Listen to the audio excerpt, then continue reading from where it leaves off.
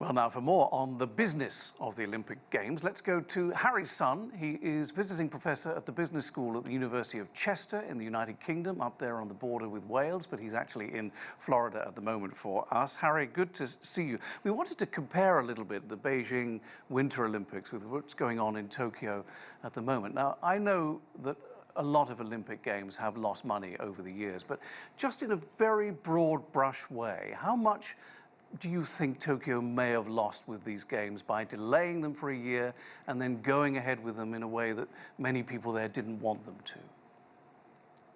Thank you, John. According to the statistics, Japan National Audit Board reported the total budget spent on this game is $22 billion. But in 2013, when Tokyo won the host city, it was projected for 7.3 billion. So there's like a 300% over budgeted running. So definitely there's a loss. But most of the country would hope for economic booster from this game to their economics. In this time, due to the pandemic, there's no on-site spectators. The tourist industry was hit. So definitely the hard economic was reduced. So it hurt Japanese economy. However, on the other side, the soft power side, Japan is gaining their value in the international awareness. For instance, in 1964, when Tokyo hosted the Summer Olympic Game, for the first time in the history, it was broadcast on television. Millions of people can see live broadcasting of the game from the world. And this time again, Japan's Olympic game made the history because of pandemic. It's totally televised, no spectators. Yeah. However, the world was fighting pandemic together. With this kind of image, it will leave a deep impression in the Olympic history again. Right. Well, Harry, that is very interesting, a very interesting answer indeed. And I would just like to tell you, if you don't already know, that television set sales in Japan have apparently gone through the roof because people can't be there, but they're buying televisions to watch it. Did you know that? That's a good point, yes. About the industry associated with the game, also the cultural exchange, the online viewing, streaming, everything is going up also.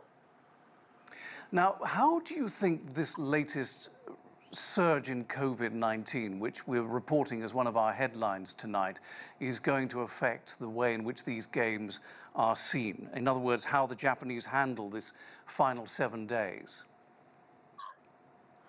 That's a good point. According to the news statistics, 22% of Japanese public were fully vaccinated, while the new COVID cases across the country averaging 3,000 a day. That's still uncontrollable because only 20-some averaging per day for personnel related to the game was tested positive.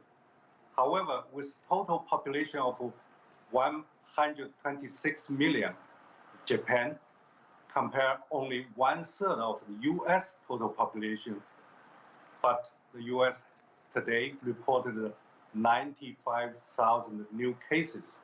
So in this comparison, from our political marketing research point of view, it's really come down to the exchange, liberty versus casualty. Yes. That's And Henry, may I just ask you to answer this question briefly, if you would? If you would give us a short answer, we'd be very grateful. What advice might you give to the organizers of the Beijing Winter Olympics, which is 6 months away? What can they do to learn from Tokyo? Yes, that's a good question. Into the situation now, 6 months away from the pandemic, there is 3 scenario. One, if the pandemic was controlled, then the game will go on as usual.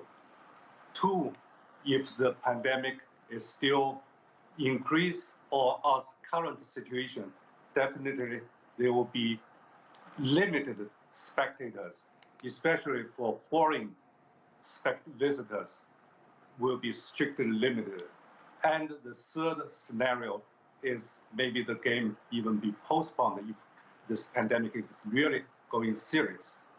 However, this said, internally, because it shows in 2018, so in the South Korean Winter Game, only 3,000 athletes compete there. So the impact of pandemic is very much limited compared with Tokyo. 11,000 athletes was competing.